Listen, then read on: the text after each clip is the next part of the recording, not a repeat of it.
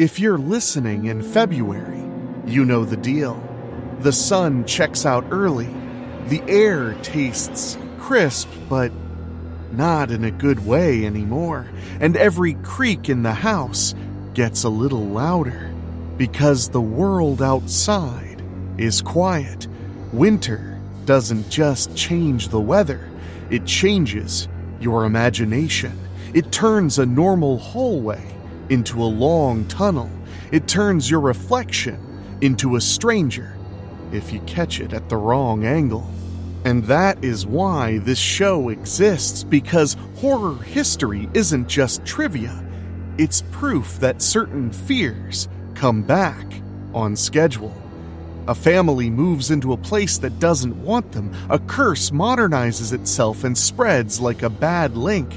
A kid smiles like an adult, and you feel your stomach drop. This week has all of that. So, let's open up the calendar, albeit carefully.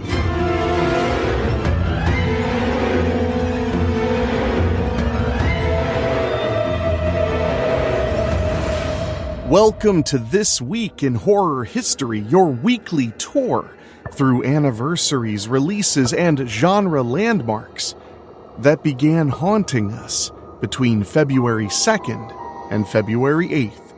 Coming up, a mid-2000s studio spookfest where the cornfield is patiently waiting. A revived J-horror curse that retools itself for the always online era. The third chapter of a modern home invasion trilogy hitting theaters right now. Well, this weekend, and I'm excited about it. And a 2010s Something Is Wrong with the Kid thriller that really goes for the throat. Then, after the break, we'll do our deep cut spotlight on John Carpenter's reality-cracking nightmare released this week in 1995. If you like horror that makes you question the rules, well, buckle up, because we're diving in. February 2nd, 2007, The Messengers was released. The Pang brothers brought a glossy, jump-scare-friendly studio horror vibe to a story that's basically a winter fear in disguise. You move somewhere to start over and the place has its own opinion about that. A struggling family lands on a remote farm. Money's tight, tensions are high, and then the house starts showing them things. Not just spooky silhouettes in doorways, but the kind of unsettling wrongness that feels personal. The best part of The Messengers is its atmosphere. Big, empty spaces, long sightlines, and that sense that the land itself is, well, let's just say, not on your side. At the box office, it made about $55.1 million worldwide on a $16 million budget. It also helped to establish Kristen Stewart, who would later go on to star in Twilight and many other films, as a box office draw, straight up.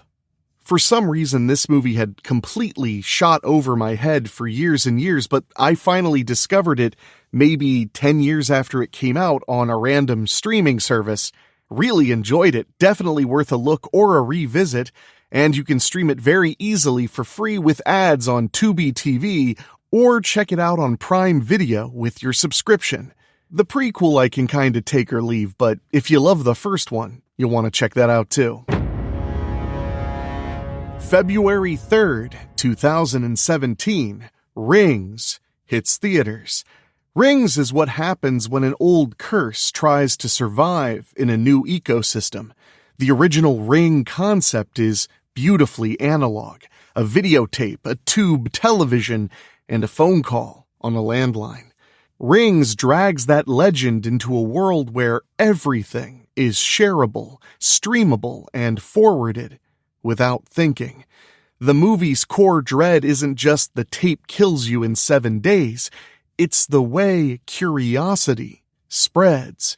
A rumor becomes content, a dare becomes a ritual, and the scariest part is how believable that chain reaction feels.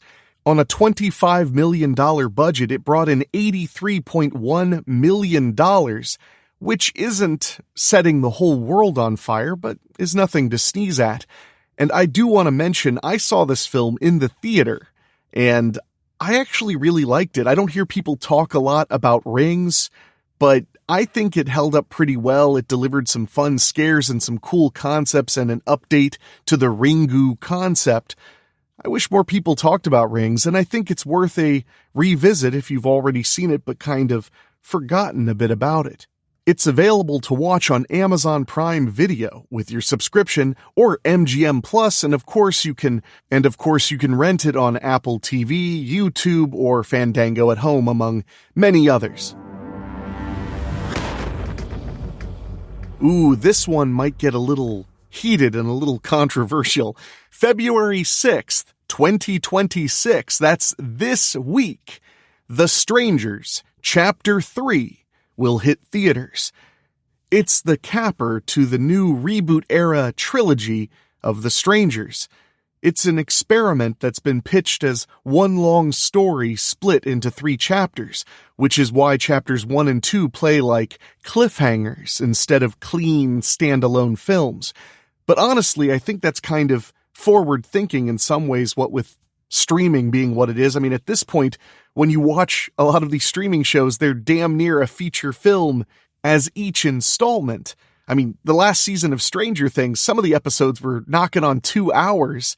So I think watching 3 90 to 100-minute movies is not a huge stretch. Chapter 3 is positioned as the payoff, the point where the tension either collapses into something satisfying or proves the whole thing should have stayed a tighter, meaner one and done. Either way, it's a big date for modern home invasion horror, and this franchise has always been good at one thing, and that is making the ordinary feel unsafe. I think The Strangers is a phenomenal horror film. I think The Strangers Prey at Night is a wild ride that really does work. And I have really enjoyed The Strangers Chapters 1 and 2. And I've heard a lot of mixed things all over the internet about those 2 films. Most people saying that they're pedestrian or not the most interesting films, or criticism that to me doesn't really make a lot of sense. To me, The Strangers, very simply, is a solid horror series meant to scare you, unnerve you, and make you question, because there's a massive mystery element with the killers being masked in a mysterious town full of strangers. Huh? See? They're even playing the concept up even more of Strangers, the title. Obviously, I'm not here to guilt you or tell you you're wrong if you didn't like The Strangers Chapters 1 and 2. To me, Chapter 1 was pretty solid. Chapter 2 was nonstop fun and games with an incredible amount of suspense and a scene involving a wild boar that had me so on the edge of my seat. I just had a really great time. I didn't have to walk out of the theater feeling like a changed person, like after watching, I don't know, Uncut Gems or Pearl or something like that. It was a fun time. I enjoyed my popcorn and my movie. I got scared. I got to see some freaky horror atmosphere. It was a lot of fun. I am totally amped to see where they go with The Strangers Chapter 3, personally. So that's just my opinion. And as far as where to watch it, it'll be in a theater near you. Check your local listings. February 8th, 2019, The Prodigy hit theaters. This one taps into a very specific kind of nightmare. The moment a parent realizes the child they love might not be only their child anymore. The prodigy leans into the fear that something ancient and cruel has slipped behind a sweet face. It's not the big supernatural fireworks that sting, it's the small, intimate wrongness. A look that just unnerves you for no reason you can put your finger on. A tone that doesn't belong in an 8-year-old mouth. A family dynamic rotting from the inside. And I do want to mention one of my favorite creepy things in movies and TV shows are little children that talk like adults. The cruel irony of that is I, growing up, was a little child that spoke like an adult, so I would creep myself out. As far as the box office goes, it pulled in $21.1 million worldwide on a $6 million budget. That's not too shabby for a smaller film, although it always feels weird to say $6 million is small. I caught this film in the theaters myself, and I remember enjoying it quite a bit. Where to catch it is pretty simple. It's free with ads on Tubi and the Roku channel, or you can rent it or purchase it on Fandango at Home, Amazon Prime Video, and what was that last one? Apple TV. Today's episode of This Week in Horror History is actually brought to you by, well, me. If you go to WeeklySpooky.com and click on Store, you can check out all kinds of cool merchandise, from mugs and t-shirts and hats, winter wear and summer wear, because summer will happen, I swear, eventually. Just trudge through the snow a few more weeks. When you head to weeklyspooky.com/store and purchase any item, you're supporting all of the programs here at the Weekly Spooky feed directly, and you get to represent out in public. So go to weeklyspooky.com/store and get yourself something cool, or something warm, like a Weekly Spooky embroidered hat, a Weekly Spooky coffee mug, and so much more, and maybe even a brand new first ever This Week in Horror History t-shirt. At weeklyspooky.com/store, your support means a whole heck of a lot to us. So thank you. And when we come back, it's time for our deep cut spotlight on In the Mouth of Madness, John Carpenter's proof that the scariest monster is the story that rewrites the world while you are still reading it.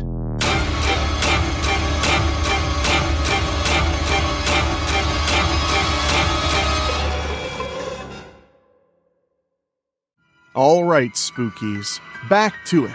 Lights down, headphones on, and if you see a paperback on your shelf that you swear wasn't there yesterday, well, maybe don't open it. Although, I'm not your dad, you can do what you want, you're an adult. Do you read Sutter Kane? On February 3rd, 1995, In the Mouth of Madness hit theaters. This is one of those films that feels like it was made for people who love horror and love the idea that it can bend reality. It's often joked that In the Mouth of Madness is the scariest story H.P. Lovecraft never wrote, a film that underperformed in its initial release but has become an absolute cult favorite. In fact, I already have my pre-ordered copy of the soundtrack on vinyl, courtesy of Terror Vision Records. In the film, we follow an insurance investigator played by the incredible Sam Neill, practical, skeptical, trained to follow paper trails, sent to locate a missing best-selling horror author. And immediately the case behaves like a mind trap. The clues don't just lead somewhere, they reshape the road beneath you, figuratively and literally. Fans aren't merely obsessed, they are altered. And the horrific fictional town in Sutter Kane's writings appears to be an actual place. But which came first? Hobbs End or the stories? And if the stories came first, what built the town? What makes it work is how straightforward Carpenter keeps the presentation. He doesn't nod to the camera, he plays it like a nightmare, procedurally. Find the man, read the pages, follow the map, except the map is lying and the pages aren't describing the world. They might be replacing it. The whole thing builds to a question that lands like a cold hand on the back of your neck. If enough people believe a story, does that make it true? Or worse, does it become inevitable? As far as box office goes, it made $8.9 million domestically, and the budget was reportedly between $8 and $14 million depending on who you ask, so it was a bomb at the box office, but a phenomenal film. I just recently watched my 4K UHD release of it, and it looked stunning.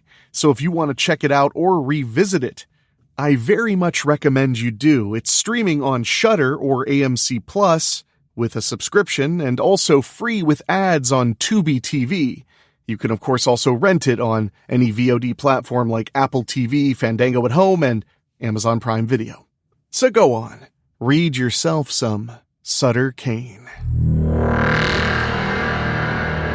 Now let's light a black candle for the horror birthdays that took place during this week in horror history. Starting with one of horror's biggest legends, born on February 4th, 1940, George A. Romero, the filmmaker who helped define the modern zombie genre with his trailblazing film Night of the Living Dead, as well as the follow-ups Dawn of the Dead, my possibly favorite movie of all time, and Day of the Dead, along with a plethora of other films very much worth your time.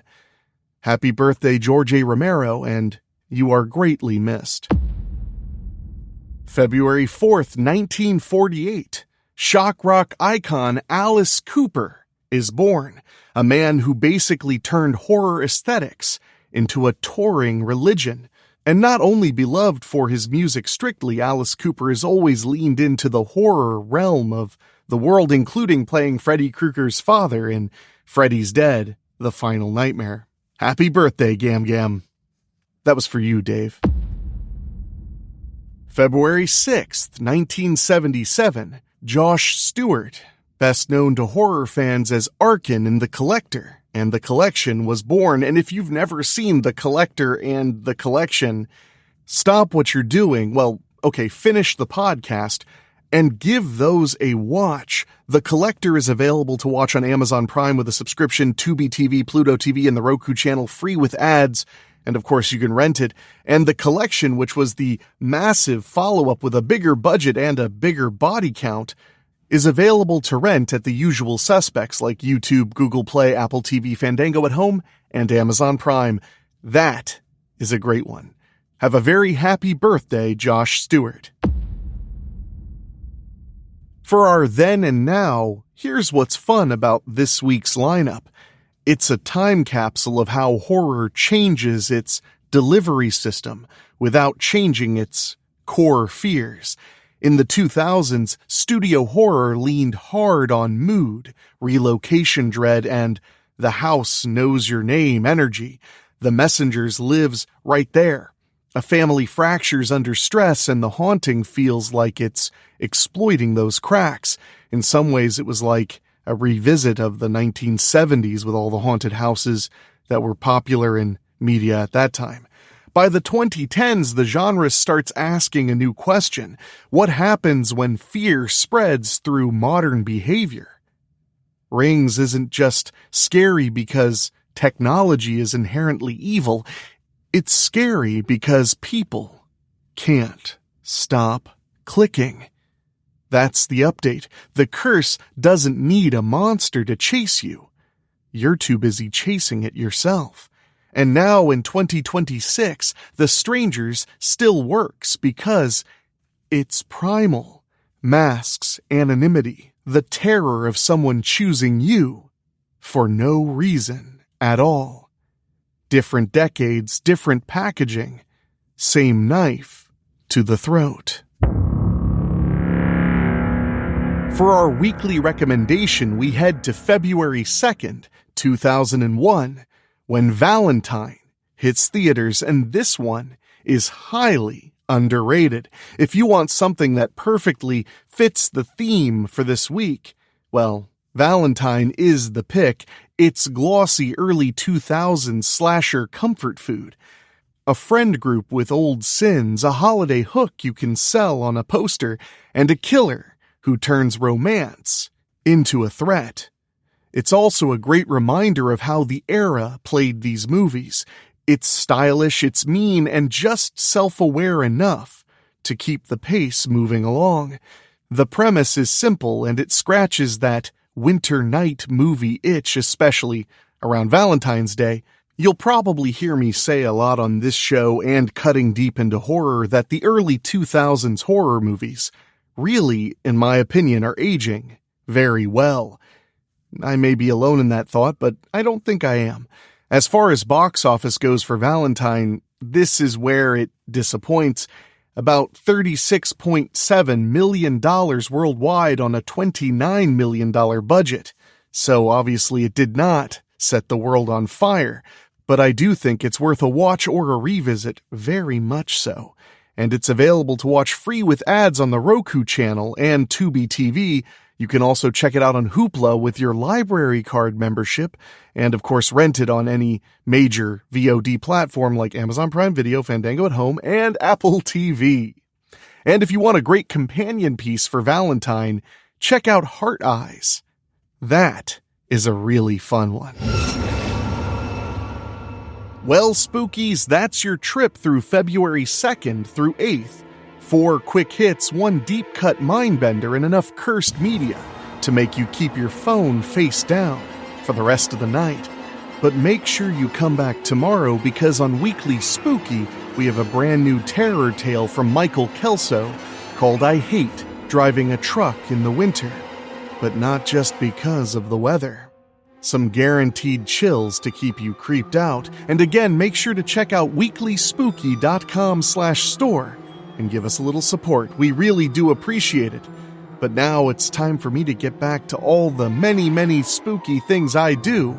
I'll see you all tomorrow, and of course, next Tuesday for another week in horror history. Until then, remember, our days are numbered, because that's how we tell them apart.